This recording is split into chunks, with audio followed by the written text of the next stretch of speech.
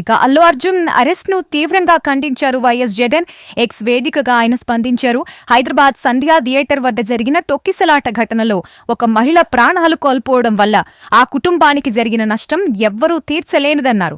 అదే సమయంలో దీనిపై అల్లు అర్జున్ కూడా తన విచారాన్ని వ్యక్తం చేశారన్నారు. ఆ కుటుంబానికి అండగా ఉంటానని బాధ్యతాయుతంగా వ్యవహరించారన్నారు. అయితే ఈ ఘటనకు నేరుగా అతన్ని బాధ్యుణ్ణి చేయడం ఎంతవరకు సమంజసమని ప్రశ్నించారు వైఎస్ జగన్. తొక్కిసలాట ఘటనలో తన ప్రమేయం లేకపోయినా అర్జున్ పై క్రిమినల్ కేసులు బనాయించి అరెస్టు చేయడం సమ్మతం కాదన్నారు. అల్లు అర్జున్ అరెస్ట్ ను తీవ్రంగా ఖండిస్తున్నట్టు పోస్ట్ చేశారు వైఎస్ జగన్. అల్లు అర్జున్ అరెస్టు వ్యవహారం తెలిసిన వెంటనే నిజానికి వైసీపీ పార్టీ అంతా కూడా రైతుల సమస్యల మీద ధర్నా కార్యక్రమాల్లో చాలా బిజీగా ఉంది. ఆ విషయంలోనే జగన్మోహన్ రెడ్డి గారు కూడా అదే దీంట్లో బిజీగా ఉన్నటువంటి నేపథ్యం. అయినా కూడా అల్లు అర్జున్ అరెస్టు సంఘటన తెలుసుకున్న వెంటనే ఆయన మొత్తం అసలు ఏం జరిగింది ఏంటి ఇవన్నీ కూడా ఆరా తీసి ఎక్కడా కూడా హోందాతనం చెడకుండా అదేదో భావోద్వేగాలకు గురయ్యేటువంటి రీతిలో కాకుండా ఆయన అరెస్టుని గురించి బాసటగా నిలుస్తూ సంఘీభావాన్ని తెలియజేస్తూ ఇచ్చినటువంటి ట్వీటు ఇది నిజానికి ఒక రకంగా అల్లు అర్జున్ కి ఒక గొప్ప ఇదనాలి. అంటే రాజకీయ నాయకులలో చాలా మంది కూడా ఈ కేసు గురించి ఏమిటి అని చూస్తున్నటువంటి నేపథ్యంలో ఒక పార్టీ అగ్రనాయకుడిగా ఆయన ముందుగా స్పందించడం అనేటువంటిది బహుదా ప్రశంసనీయం.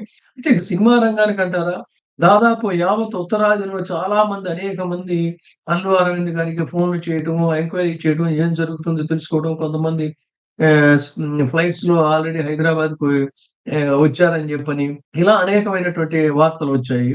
అయితే ఇక్కడ జగన్మోహన్ రెడ్డికి సంబంధించినటువంటి కేసులు వాదించే అడ్వకేట్ ఎవరైతే ఉన్నారో నిరంజన్ రెడ్డి, ఆయనే అల్లు అర్జున్ కేసును కూడా టేకప్ చేసి వెంటనే ఎక్కడా కూడా డిలే అనేది అవ్వకుండా ఎప్పుడైతే 14 days రిమాండ్ అనేటువంటిది నాంపల్లి హైకోర్టు డిక్లేర్ చేసిందో హుటాహుటిన హైకోర్టులో ఆల్రెడీ క్వాష్ పిటిషన్ వేశారు.